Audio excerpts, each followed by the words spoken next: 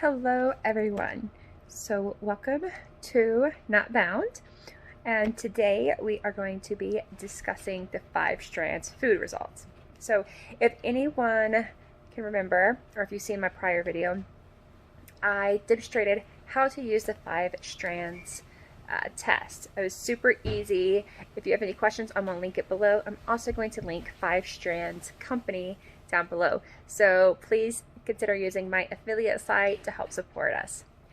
So let's go over the results. Okay, so it was really fast. The turnover was super fast. It was faster than our DNA test results with 23andMe. I think I sent it on a Saturday. The following week, I think it was a Wednesday, they received it, and then that Monday we got our results back. So it was super fast, super easy. The hard part, we get it back and trying to digest everything. And so I wanted to wait until I had a decent amount of figuring it all out before I did a video, because it is a lot to take in. So when you first get it, you're actually going to get it via email. And they do have a portal where you can go onto your account and you can like read blogs and you can connect with other people. You can see their results. Well, I mean like results in when they made changes to their lifestyle. So when you first get it, you'll get the email, and you have a paper like this, and it has level 3, level 2, and level 1. Now the way, and then you have an insignificant response, so that's going to be like the gray area. So there, it's kind of like a traffic light. So red, stop; yellow, caution; and green, continue, but be cautious. Okay. So the idea is that when you get this, you're going to hopefully do a elimination diet. So you're going to take the red, everything out that's red, for I think they recommend like 6 to 8 weeks elimination. So a 6 to 8 week elimination.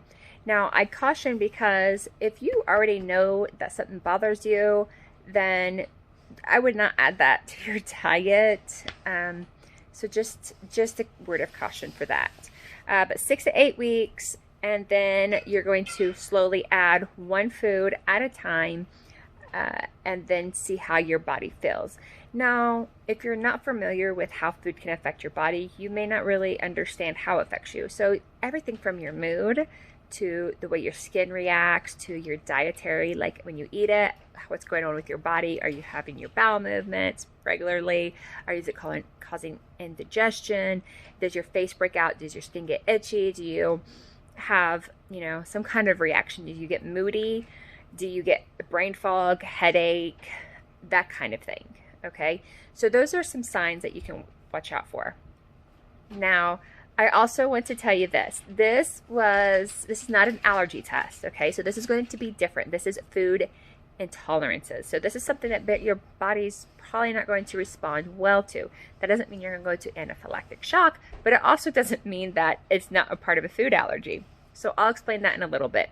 But just know that those are two separate things, okay? So insensitivities are different from allergies, okay? Your body with the allergy could cause a allergic reaction where you go into anaphylactic shock. That means your throat's going to close up on you, okay? So these are a little bit different. So it's not going to say, hey, these are the foods that you're going to be allergic to. These are foods that you're insensitive to. Your body doesn't respond well to them.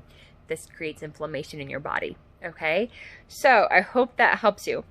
Now, the gray is the items that does not meet the threshold for the response. So this could be, you cannot have it, you can have it, or maybe you should do it with caution. So this, or it just didn't have any reaction. So the way that that my family is doing it is that we're actually removing all red first. And then we're going to slowly introduce those foods for that person back. If you're doing this as a family, what I did, which this is where it took a little bit longer for me to kind of filter through my head what I'm going to do here, is that we have 4 different tests. Okay, so each one of us have a little bit different. There's some that's on all of them. Some, mix and match. Some may have 2. Well, The other are fine. So we had a lot of, I won't say a huge variety, but there was a lot of different variety. And so for me, what I decided to do, we took all the ones that we all could eat, and that's how we're going to do our diet. So that eliminated a lot of food for us. But that's okay, because I'm not going to cook 4 meals. Promise you, that is going to be way too much. And it kind of helps each other help each other, right? Because like I think Ian and Zoe are both and Ty, I think, are not allowed to have beef. They're intolerant to beef. So I'm not going to sit there and eat a big juicy steak in front of them, because that would be horrible, right? Because they do enjoy that food. So I decided I was going to circle everybody's, make a list, and then make recipes. And so I'm doing a lot of substitution. If you're not familiar with substitutions, this is definitely a time to become very familiar with substitution. So learning how to substitute foods out with one another. And I'll get into that in just a moment. The other thing I want to just point out really quickly before we move on is, once you get your results, it could be overwhelming. They were for me. Of course, I was looking at 4 of them, so they were really overwhelming. But don't focus on all the negative things that you can't have. Try to focus on what you can have. So when you're making your menus, try to write down what you can have instead of what you cannot have. You do need both parts, because when you're substituting, you can go, okay, I can't have all of these, or I can have this. But what was, for me, it was like, okay, but could I have that one? I can't remember, because, and another thing is, while this did cover a lot of foods, it did not cover every single thing. So you'll have to maybe think about the family that food is in, and think about, like, if you can't have, I'm trying to think of something, beef, liver, maybe. I think that's on there. Beef, or maybe it's not. Maybe it's chicken liver and chicken. I don't know. Some of them are kind of like, I'm not allowed to have black tea, but I cannot. Oh, and I cannot have kombucha. So my question was, is it because kombucha is primarily made with black tea, or is it the fermented? So those are kind of things that it's kind of like, okay, well, what is this and what is that? And just trying to figure out all these pieces. So I will show you. Let's see. It starts with acidity regulators, and it lists a lot of those. And so I would say primarily most of us couldn't tolerate most acidity regulators. And that's things like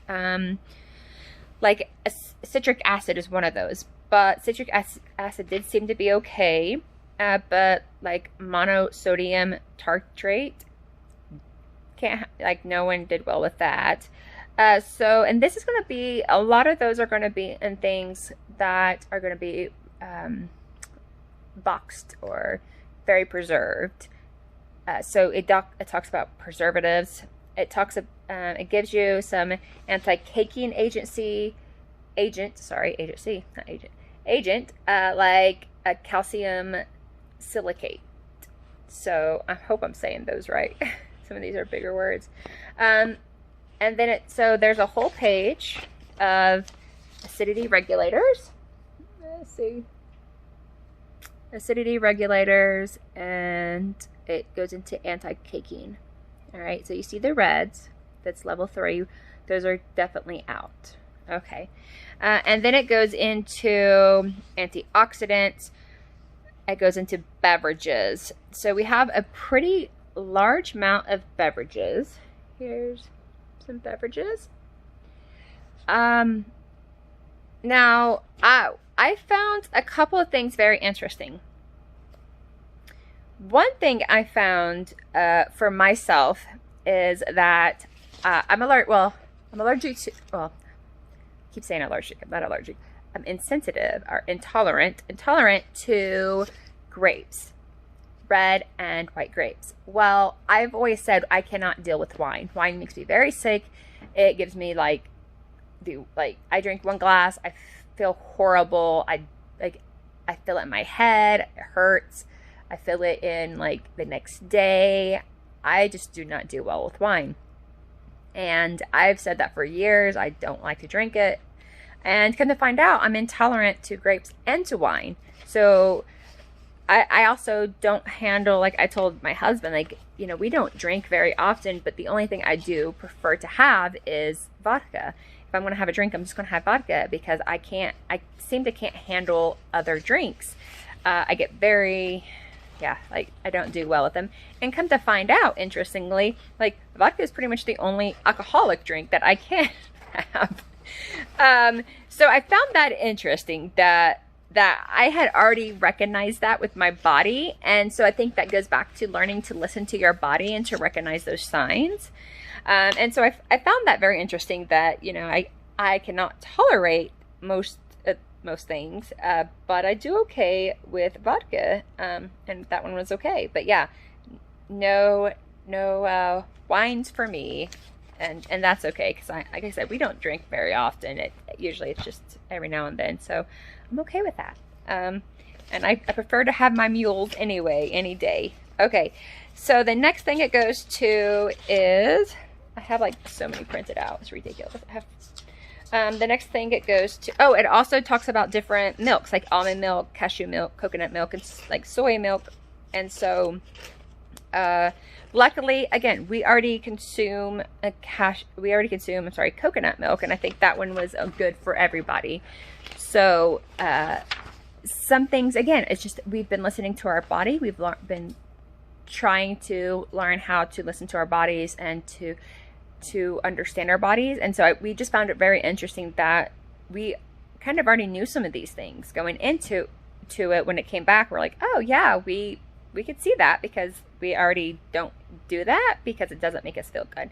But some things we definitely did not recognize. Cheese. So, you know, I say that I will consume some cheese before this, but others I don't. So it goes into, coatings. Sorry, coatings like shellac or whatever it's called, different waxes, and then it goes to the dairy, so different dairy. So we have like the different cheeses. I found it interesting because it definitely goes through, like, okay, you can have all these cheeses. So the boxes are, I was trying to put a list together of everything we can do as a family, and so I was making a list. And then it goes into emulsifiers. So let's see. Yeah, so Ian can have most, well, that we know of, is most dairy, but we don't really, I don't know, consume a whole lot of dairy. We do, I guess, cheese would be our only thing that we really drink. Cow's milk was unknown to him, but, you know, cow's milk is such a high inflammation food that we just try not to have it. And I know he likes it, and so I buy like a quart once a month or something, and half the time he doesn't even drink it. He just wants to have it if he ever needs it, I guess. I'm not really sure, but after that, so we have a lot of emulsifiers. Actually, it goes through lots of different emulsifiers, and those are things like sodium, triphosphate, so monoglycerides, sucrose esters, propane. I don't buy anything with propane in it. I know some of you guys are probably gonna be like, oh, it's fine, whatever, but no, I try not to buy anything with different. Oh, and there goes my Bluetooth thing. It's like, seriously, I don't know why these always die during a video. Okay, so where was I at? So the emulsifiers, we already don't buy a lot of foods that are preserved or that are like from the box aisle. I try to make a lot of fresh food, try to make everything as close as I can. I'm really picky about what we eat when we do buy things that are like boxed, I guess. So yeah, so but I found it interesting because no one could have what was it, what was that stuff with nitrates, And he actually came back with bacon. He can't have bacon, but he can eat pork. I think that was most of us actually, but I'm like, okay, so is it he can't have bacon because bacon tends to have nitrates in it. But if you can have pork, then you should be okay with like that part of the pork. Does that make sense? So this is where it kind of like, okay, this gets a little confusing, but we don't really eat a whole lot of pork. We don't eat a whole lot of bacon anyway. No one really enjoys bacon in my house, like just straight eating it. So like we don't mind putting it like in different food, like in our soups or things like that, or put it on top of food, but we're not a big family of just cooking up bacon and just eating it, like slabs of it. That's just, I don't know. So, yeah, so that was interesting. Okay, and then it goes into your fat. So let's look at our fats here. So, and this was, again, another one that was interesting. So, in this particular one, he can have butter, but he cannot have ghee. Now, if anyone's ever made ghee, you know, it's just butter cooked. And so you're getting out the moisture, the excess water of butter. And so I found that interesting. Again, obviously it's probably a chemical reaction that's causing maybe something. Or then I go, okay, well, is it because some ghee has a lot of like different salts in it and he cannot have a salt? So, you know, it's interesting. And so we use avocado oil and coconut oil already. We also use hemp seed oil and olive oil. So, and those are the things that, you know, I think we can all have that. So that worked out. We don't use corn oil. We don't, use like vegetable oils or, again, we have a decent relationship with food, most foods. But if you don't, and you're doing this may be a lot harder because you're going to be like, okay, what do I do?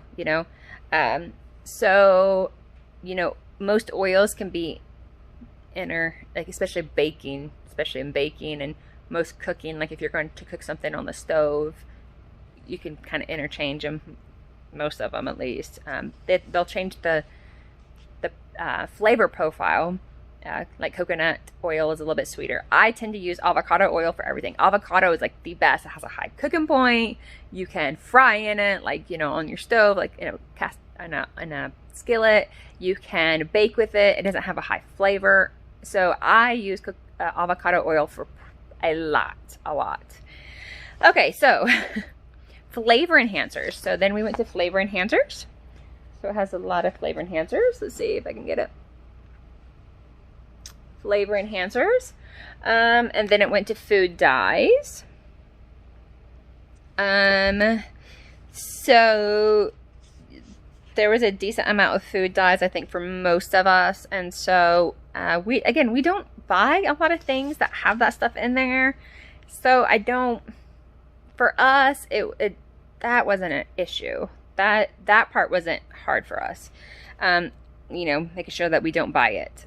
Okay, and then we went to fruit. So as you know, as you can tell, we're doing like the different categories in alphabetical order, and then each food is done in alphabetical order. So here's the fruit, and so it goes over a good amount of fruit. A lot of fruits here. So here's a couple of things that we found interesting. So Ty has said, okay, like bananas I can't eat because it gives me an oral allergy, and then come to find out he can't even have it anyway. So that was interesting. The other thing that was interesting was that so Ty has a lot of food allergies, and it came back that a lot of them were on here and as insensitivities as well, so, or intolerances as well. So that was really interesting. And we continue with the fruit here. We go to fruit, and then we go to, what is this? Grains. So there's a lot of grains on there. Interesting. Again, I mean, I'm just always amazed. Like it says, you can't have well, at least on one of mine, it says I can't have, what was it? Ground wheat. But then it says I can have wheat berries, and I'm like, it's, I don't eat it anyway because I know that wheat in general makes me very sick. So, I just know that that's my body. So I'm not going to, you know, go, I guess technically go off of this. And then it goes to, miscellaneous. And so this is where you're going to find like arrowroot, chlorella, chocolate, gelatin, hemp, kelp, mustard, ketchup, nutritional yeast, spirulina, tahini, which tahini is sesame seeds, and I don't know if that goes on something different. And then it goes to like the vinegars, yeast, and then it goes to like modified starches. So we have modified starches there, and then it goes to nuts. So on our nuts, again, Ty, come to find out that he has a lot of allergies and intolerances. So I found that interesting. Good. Then it goes to preservatives. So we have lots of preservatives here, and then I think it's on the other side of here. Lots of preservatives. Again, we don't buy a whole lot of food with preservatives, but it's nice to know if you do have it. And then it goes to protein. So protein was really interesting for our family. We do eat a lot of protein, I would say.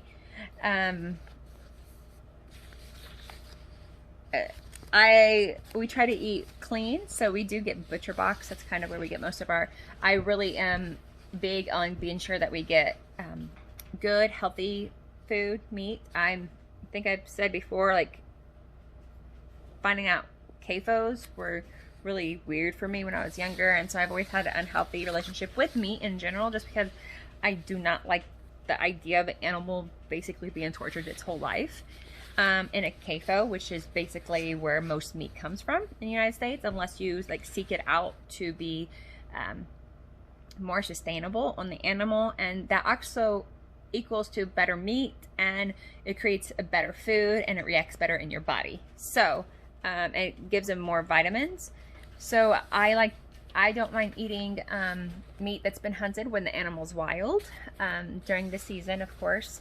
And then I don't mind, like if I'm buying it from a farmer, or things like that. And so sometimes it's easier to find, oh my gosh, this dog. Easier to find because, you know, when you live in the country and you get to know people, it's easier to be sure that they're getting well taken care of and they're getting the good food for them. So if not, Butcher Box has been really great for us because I know the meat is really good and clean, and we've had really good luck with them. There has been a couple times where the meat came back and it wasn't like, I've had issues with them not having the like sealed correctly, and so I've just wrote them and they've credited me back. So, you know, not a big issue. The meat, so on our diet, basically on this 5 strands, we came out with what we could eat, and it's been so everybody can have turkey, rabbit, venison, and what's the other one? Pork. Oh, I can't think of pork. And again, I have an issue with pork. I don't really care for pork. I don't know. So I've been able to get good pork because I will not buy store-bought pork. We have bought like a pig and had it, you know, taken to the processing, and we've talked about raising pork, but I don't know if raising meat for us or pork right now is the best. But I am satisfied with the pork from them. So I'm really picky when it comes to pork. Like, I am super picky. If I buy pork, if I eat it, I have to be really, really for sure that it's good. So Butcher Box, you know, I think that that's a good company from what I can see and what I've read about, and I've been very satisfied with them. So And then, of course, venison, rabbit can be hunted. Rabbit can be raised as well. I don't know if we're going to raise it. Kind of been on and off about it, but we could, you know, my husband's a little bit nervous that we're going to get attached, which is smart. He's a smart man. Okay, and then turkey. So we can have turkey. And again, that's one that you could be hunted or you can buy in the store. I do get that from Butcher Box as well. And then I've been able to kind of switch out like ground beef for turkey or ground pork. And then you could do, like, we've done a lot of pork chops and turkey cutlets. So my husband has had a reaction to chicken for a very long time. So we've known about chicken and we've known about beef. We found out this about 7 months ago that he should probably stay off of beef. And so we found it interesting that we already kind of reduced our beef intake by a lot. And we have slowly moved to other things, but we were eating a lot of chicken, but he has known for several years he can't really tolerate chicken. So now we know for sure we removed those basically. Anyways, so the protein also gives like soy, and we don't do any soy. We don't play around with soy. So soy, no. But it talks about soy and it talks about textured vegetable protein. I'm not for sure what that is. I don't know if it's a type of tofu. I don't know. And then tofu is on there, veal. It also says on here, which I'm kind of glad it mentioned, was pea protein. So pea protein will kill my family. It'll take us out. But no one can tolerate pea protein except Zoe. And interestingly, she doesn't tolerate meat very well. And so she, we really try to talk to our kids about how food works in their bodies and having a healthy relationship with food and listening to the way that food reacts to us in our body. And she, for the last couple of years, has said, I don't want to eat meat. She, most of the time, about half the time, she won't eat meat. And that's fine. We're comfortable enough saying it's fine. You don't have to eat this meat. She says it doesn't make her feel well. And she has said that for a few years now. She did go vegetarian. And which is fine. But it was very interesting to see that she doesn't tolerate meat very well, except for those 4 that I mentioned. And there is some seafood and some fish on there. But she doesn't tolerate eggs very well. Well, I think it was like egg. She can have egg white. But no, she can have egg yolk, but not egg white. But she just doesn't want egg at all, which is fine, And I come to find out on her thing, it comes like she doesn't do well with it. So I found that very interesting, but she's the only one who does well with beans. So no one else in the family can deal with beans. And none of us can have pea protein except for her. And so I found it very interesting how each one of our bodies are all a little bit different. And then Ian and I both cannot handle beans or pea protein. And then he is like anaphylactic allergic to it. So it was very, very interesting. Like another thing was like a lot of foods that we just naturally don't like we seem to be intolerant to. Not all, because like I said, my husband loves steak. He loves beef. And there's a couple of other things in here that he really likes. That was on here. So I just found that very interesting. I don't know. Yeah, so then it goes to seafood. Oh, I didn't show you guys all the seafood, I don't think. But it goes to all the different seafood. And then it goes into spices. Talks about spices. A lot more spices over here. And then it goes to stabilizers. And then it goes to sweetener. So it talks about agave and honey, maple syrup, molasses, stevia, sugar, brown, white, and cane sugar. So I'm actually intolerant to sugar, which has been very interesting. I don't really crave, I can't say I don't crave sweet stuff. I do crave sweet stuff, but not like some people, I guess. Like I prefer to have like a rich dark chocolate. I do not like white chocolate. I do not like super sweet chocolate. I don't like sweet drinks. I've never been even as a kid, I was never a really big soda drinker. So I found it interesting that a lot of these sweeteners I did not tolerate. I did not tolerate aspartame. I did not, which is fine because we don't buy that anyway.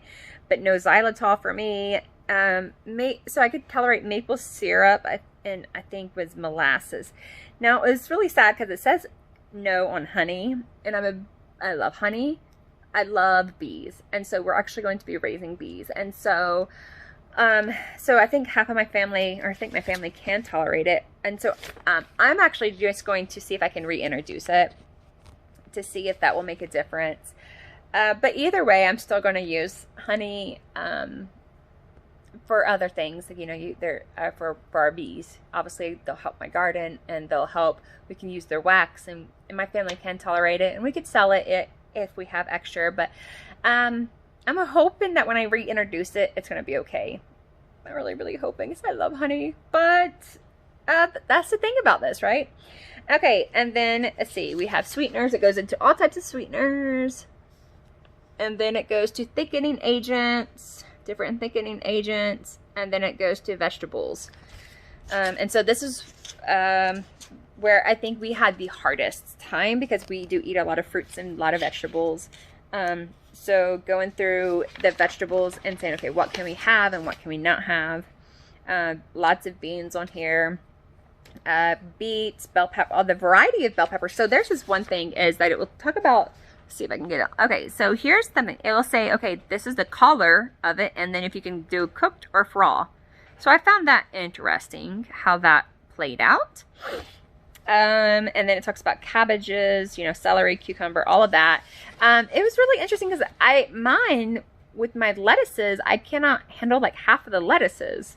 It was like really interesting. So like the romaines I don't do well with, but like the there's another one I can't think of its name, but I did fine with. So that was interesting. It was the butter. I can do butter lettuce. So then it goes into, you know, continue with the vegetables. Let's give you some more updates. Vegetables.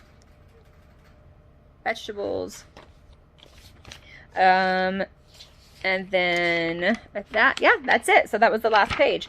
So that was for the food, okay? Now, some of you guys may know that I went and I did the extended amount, and I'm going to talk about that in a different video, just because this is such a... You got to see the crazy mess. We're still working on our house. Yeah, it's getting there, y'all. It's getting there. So, but I'm glad. I'm so thankful to have a kitchen, and I'm so thankful to have my counters, especially now, because I'm cooking everything from scratch, because we have so many things that all four of us, you know, can and can't have. And so I'm just doing like oats. Oat was one of them. So I've been learning to make everything, like no coconut flour. Obviously we don't do any nut flour, but so all of my things I figured out how to make a only oat, using oats and oat flour. And I think, what did I also use? I think apple butter, to make a bread, because we are so limited. We can have millet as a family. We can have rice, white rice and brown rice, no wild rice. We can have, what else? Yeah, so, quinoa, which we already eat quinoa. So some of the things we definitely, you know, have already been eating. Some things were new, like millet is new. And it was really good. I made it the other night, super good. And so just learning to make all of those changes has been both fun and challenging. So before my surgery, I'm sure my husband's not going to keep up with the diet, with the cooking and trying to refigure out everything. And he likes to follow a recipe. How it is. There's no substitutions. If the recipe didn't say this, don't do it. So, but that's not real life right now. Right now, it's lots of substitutions, and so everything's come out okay. So we're just going to be optimistic, and we're going to slowly introduce our new foods, and we're going to see how it goes. So I hope this helps answer questions. I hope this helps you figure out what your results mean. If you want to get this, again, this was the most affordable one there was out there. This is called 5 Strands Affordable Testing. It takes some of your hair, quick turnaround. It was definitely the most affordable. I keep saying that because some of them are like $500+ and I could not afford it, and I was able to get a good deal on it. So it's definitely, to me, it was definitely worth it. I would 100% again buy it if I needed to, and I 100% recommend this, just so you have an understanding of what you should remove and then reintroduce it. And even if you have to do like half and half, I think that would be okay. The idea is to do elimination diet and then to reintroduce it. So even if you do half, you're still removing so much inflammation, and you're really cutting down the, you know, the way your body's reacting. So when you reintroduce it, and I did this with wheat about 6 years ago, I think, and I took everything out for like, I think with wheat I took it out for like 4 weeks, and I reintroduced it, and it was really bad. Same with dairy. I reintroduced it and I got really sick, and I always knew I had an issue with dairy. Never liked freaking milk. I hate milk. Hate it with passion. Had to drink that crap when I was like growing up. It was like forced upon me, and I was like, this is the grossest thing. I'm telling you, I don't like it. And everybody thought I was, you know, just being a kid and didn't want to drink your milk. But yeah, I can't have it, which makes sense and why it tastes like acid in my mouth. When I tell people that, I'm like, it tastes like acid in my mouth. It feels gross. It leaves a residue. It doesn't feel good. I do not like it. But now I know that I'm not supposed to have it. So maybe it's my body telling me, hey, don't have this. Do not get this. So, all right. Enough talking. Long video. Hope this helps. And I will share the other results with you guys and how to read them. And if you guys have any questions, let me know. And please like, subscribe, and comment. Was this helpful? Do I need to go in more details? And I will also be sharing recipes via my blog because I forget to do videos. All right, guys.